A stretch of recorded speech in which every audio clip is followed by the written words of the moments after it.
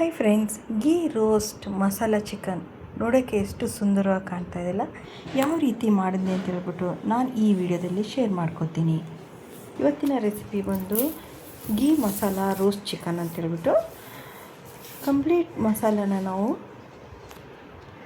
Roast ಮಾಡ್ಕೊಳ್ಳೋಣ. ಮೊದಲಾಗಿ ನಾನಿಲ್ಲಿ ತುಪ್ಪ ಬಿಸಿ ಮಾಡೋಕ್ಕೆ ಇಟ್ಟಿದ್ದೀನಿ. ತುಪ್ಪ ಎಲ್ಲ ಕ್ಲೀನಾಗಿ ಬಿಸಿ ಆದಮೇಲೆ ನಾವಿಲ್ಲಿ ನೆಕ್ಸ್ಟ್ ಈರುಳ್ಳಿನ ಆ್ಯಡ್ ಮಾಡ್ಕೊಳ್ಳೋಣ.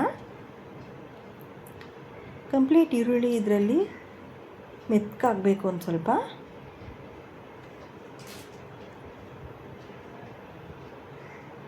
ಚೆನ್ನಾಗಿ ಫ್ರೈ ಮಾಡ್ತಾಯಿರಿ.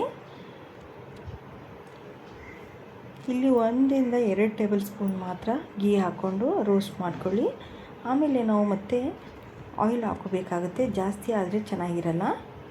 ಹೀಗಾಗಿ ಓಕೆ, ಇದು ರೋಸ್ಟ್ ಆದಮೇಲೆ ನಾವು ಇಲ್ಲಿ ಸ್ವಲ್ಪ ಕೊತ್ತಂಬರಿ ಸೊಪ್ಪು ಹಾಕೋತಾ ಇದ್ದೀನಿ.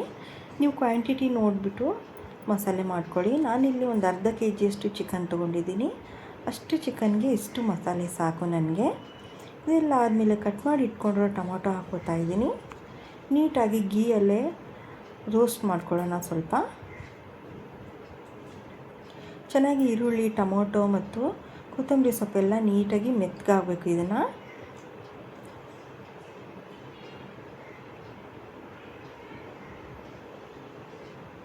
ಚೆನ್ನಾಗಿ ಫ್ರೈ ಮಾಡಿ. ಫ್ರೈ ಮಾಡಿದಷ್ಟು ಟೇಸ್ಟ್ ತುಂಬ ಚೆನ್ನಾಗಿ ಬರುತ್ತೆ. ಇದು ನೆಕ್ಸ್ಟು ನಾವು ನೈಸ್ ಪೇಸ್ಟ್ ಮಾಡಬೇಕು. ಇದೆಲ್ಲ ಫ್ರೈ ಆದಮೇಲೆ ಒಂದು ಸ್ವಲ್ಪ ಹೊತ್ತು ಆರಾಗಿ ಬಿಟ್ಬಿಟ್ಟು ನಾವು ಪೇಸ್ಟ್ ಮಾಡ್ಕೊಳ್ಳೋಣ. ಏನಕ್ಕಂದರೆ ಮಿಕ್ಸರ್ ಗ್ರೈಂಡ್ರ್ ಹೀಟಾಗಿದ್ದರೆ ಹಾಳಾಗೋ ಚಾನ್ಸಸ್ ಇರುತ್ತೆ. ಓಕೆ, ಇವಾಗ ನಾನು ರೋಸ್ಟ್ ಮಾಡ್ಕೊಂಡಿರೋ ಎಲ್ಲ ಮಸಾಲೆನೇ ಇದಕ್ಕೆ ಹಾಕ್ಕೊಂಡ್ಬಿಟ್ಟು ಪಕ್ಕಕ್ಕೆ ಎತ್ತಿಟ್ಕೊತೀನಿ. ಸ್ವಲ್ಪ ಆರಲಿ ಇದು ಒಂದು ಸ್ವಲ್ಪ. ಇದೆಲ್ಲ ಆದಮೇಲೆ ನಾವು ಮಿಕ್ಸರ್ಗೆ ಹಾಕ್ಕೊಳ್ಳೋಣ. ಅಷ್ಟರಲ್ಲೇ ಇನ್ನೊಂದು ಪಾತ್ರೆ ನಾವು ಕಾಸಕ್ಕಿಡೋಣ.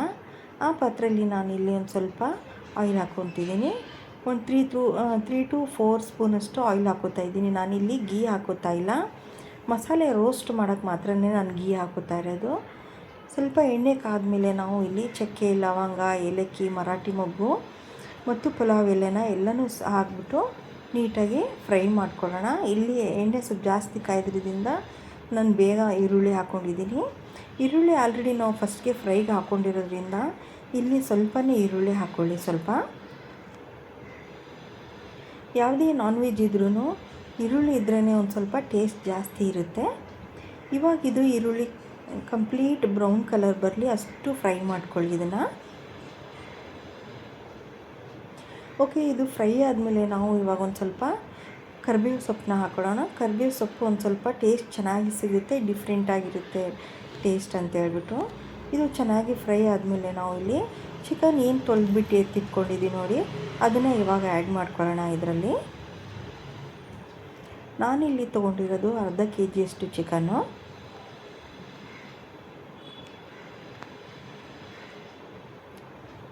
ಓಕೆ, ಎಲ್ಲ ಹಾಕ್ಕೊಂಡಿದ್ದೀನಿ. ಇವಾಗ 1 by 1 ಮಸಾಲೆ ಹಾಕ್ಕೊಂಡ್ಬಿಡೋಣ. ಹಾಕ್ಕೊಂಡಾದಮೇಲೆ ಕಂಪ್ಲೀಟ್ ಮಿಕ್ಸ್ ಮಾಡೋಕ್ಕೆ ಸರಿ ಹೋಗುತ್ತೆ. ಇಲ್ಲಿ 2 ರಿಂದ 3 ಟೇಬಲ್ ಸ್ಪೂನಷ್ಟು ಅಚ್ಕಾರದ ಪುಡಿ ಹಾಕೋತಾ ಇದ್ದೀನಿ. ನೀವು ಖಾರ ನೋಡಿಬಿಟ್ಟು ಹಾಕ್ಕೊಳ್ಳಿ. ಖಾರ ಜಾಸ್ತಿ ಬೇಕು ಅನ್ನೋರು ಜಾಸ್ತಿ ಹಾಕ್ಕೊಳ್ಳಿ, ಕಡಿಮೆ ಇದ್ದವರು ಸ್ವಲ್ಪ ನೋಡಿಬಿಟ್ಟು ಹಾಕ್ಕೊಳ್ಳಿ. ಇಲ್ಲಿ ನಾನು 2 ಟೇಬಲ್ ಸ್ಪೂನಷ್ಟು ಅಚ್ಕಾರದ ಪುಡಿ ಹಾಕ್ಕೊಂಡಿದ್ದೀನಿ. 1 ಟೇಬಲ್ ಸ್ಪೂನಷ್ಟು ಗರಂ ಮಸಾಲ ಮತ್ತು ಇನ್ನೊಂದು ಟೇಬಲ್ ಸ್ಪೂನಷ್ಟು ನಾನು ಕರಿ ಮೆಣಸಿನ ಪೌಡ್ರ್ ಹಾಕ್ಕೊಂಡಿದ್ದೀನಿ. ಇದನ್ನು ಯಾವಾಗ ಕ್ಲೀನಾಗಿ ಮಿಕ್ಸ್ ಮಾಡ್ಕೊಳ್ಳೋಣ. ಗ್ಯಾಸ್ನ ಮೀಡಿಯಮ್ ಫ್ಲೇಮಲ್ಲೇ ಇಟ್ಕೊಂಡ್ಬಿಟ್ಟು ಫ್ರೈ ಮಾಡ್ಕೊಳ್ಳಿ. ತುಂಬ ಜಾಸ್ತಿ ಹೈ ಫ್ಲೇಮಲ್ಲಿ ಇಟ್ಕೊಂಡ್ರೆ ಸೀದೋಗೋ ಚಾನ್ಸಸ್ ಇರುತ್ತೆ. ಫಸ್ಟು ಎಲ್ಲ ಮಸಾಲೆ ಎಲ್ಲ ಮಿಕ್ಸ್ ಆಗಬೇಕಲ್ವ, ಅದಕ್ಕೆ. ಇವಾಗ ನಾನು ರುಚಿಗೆ ತಕ್ಕಷ್ಟು ಉಪ್ಪು ಹಾಕ್ಕೊತಾ ಇದ್ದೀನಿ. ಉಪ್ಪು ಹಾಕ್ಕೊಂಡು ನಾವು ಮಿಕ್ಸರ್ ಗ್ರೈಂಡ್ರ್ ಹಾಕ್ಕೊಂಡಿದ್ವಲ್ಲ, ಫಸ್ಟ್ಗೆ ಪೇಸ್ಟ್ ಮಾಡಿ ಇಟ್ಕೊಂಡಿದ್ವಲ್ವ, ಆ ಪೇಸ್ಟ್ನ ಇವಾಗ ಆ್ಯಡ್ ಮಾಡ್ಕೊಳ್ಳೋಣ.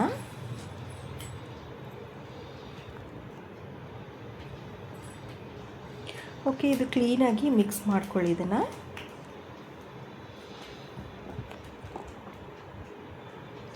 ಚೆನ್ನಾಗಿ ಮಿಕ್ಸ್ ಮಾಡ್ಕೊಳ್ಳಿ, ಇಲ್ಲಾಂದರೆ ಒಂದು ಸೈಡಲ್ಲೇ ಕುತ್ಕೊಂಡ್ಬಿಡುತ್ತೆ ಮಸಾಲೆ. ಕ್ಲೀನಾಗಿ ಮಿಕ್ಸ್ ಮಾಡ್ಕೊಂಡ್ಮೇಲೆ ಈ ಮಿಕ್ಸರಲ್ಲಿರೋ ಸ್ವಲ್ಪ ಮಸಾಲೆ ಇರುತ್ತಲ್ಲ, ಅದಕ್ಕೆ ಸ್ವಲ್ಪ ನೀರು ಹಾಕ್ಬಿಟ್ಟು ಇನ್ನೊಂದು ಸ್ವಲ್ಪ ಆ್ಯಡ್ ಮಾಡೋಣ. ಅದೇ ರೀತಿ ಒಂದು ಸ್ವಲ್ಪ ಜಾಸ್ತಿ ನೀರು ಹಾಕ್ಕೊಳ್ಳಿ. ಏನಕ್ಕೆ ಅಂದರೆ ಚಿಕನ್ ಸ್ವಲ್ಪ ಚೆನ್ನಾಗಿ ಬೇಯಬೇಕಲ್ವ, ಅದಕ್ಕೋಸ್ಕರ. ಚೆನ್ನಾಗಿ ಮಿಕ್ಸ್ ಮಾಡಿಕೊಂಡು ಇವಾಗ ನಾವು ಹೈ ಫ್ಲೇಮಲ್ಲಿ ಇಟ್ಬಿಟ್ಟು ಕುದಿಯೋಕ್ಕೆ ಬಿಡೋಣ.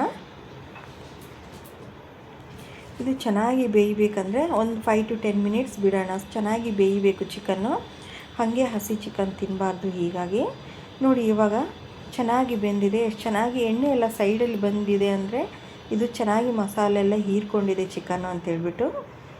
ಇವಾಗ ನಮ್ಮದು ಗೀ ರೋಸ್ಟ್ ಮಸಾಲ ಚಿಕನ್ ರೆಡಿಯಾಗಿದೆ. ಇವಾಗ ನಾನು ಅನ್ನಕ್ಕೆ ಸರ್ವ್ ಮಾಡ್ಕೊತೀನಿ.